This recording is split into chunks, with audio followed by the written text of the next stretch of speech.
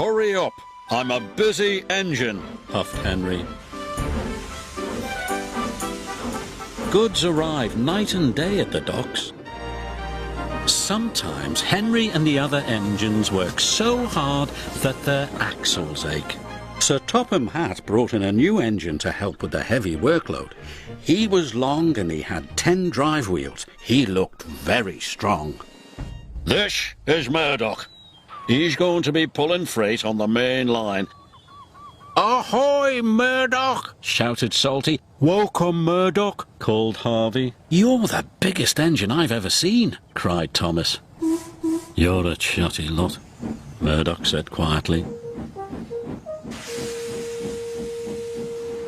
Soon Murdoch was coupled to a long, long line of heavy freight cars. His boiler strained, his wheels started to turn, and the mighty engine chuffed away.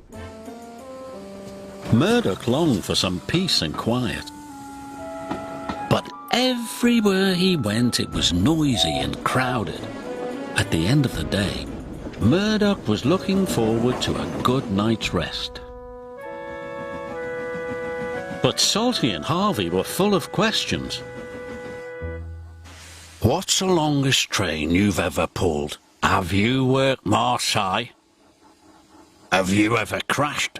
Please, Murdoch chuffed. I want some peace and quiet, and I don't want to share a shed with chatterboxes.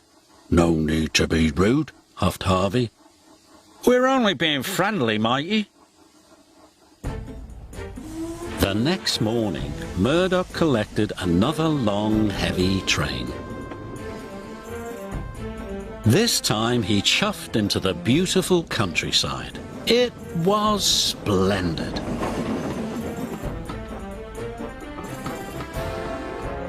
At last he had some peace and quiet.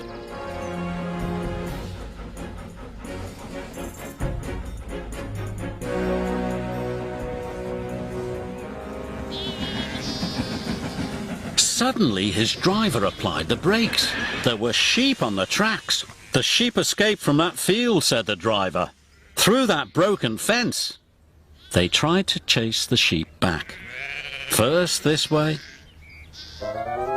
and then that way. They tried everything, but nothing worked. We'll never move these sheep by ourselves, complained the fireman. I'll go and phone for help, sighed the driver.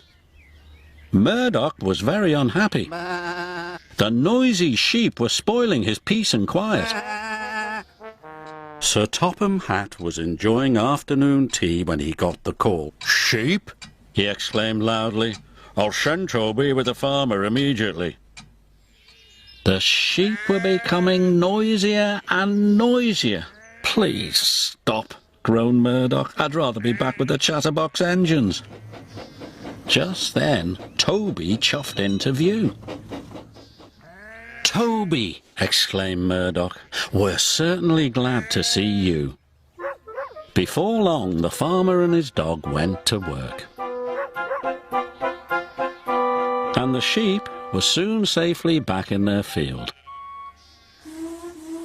And Murdoch was on his way again.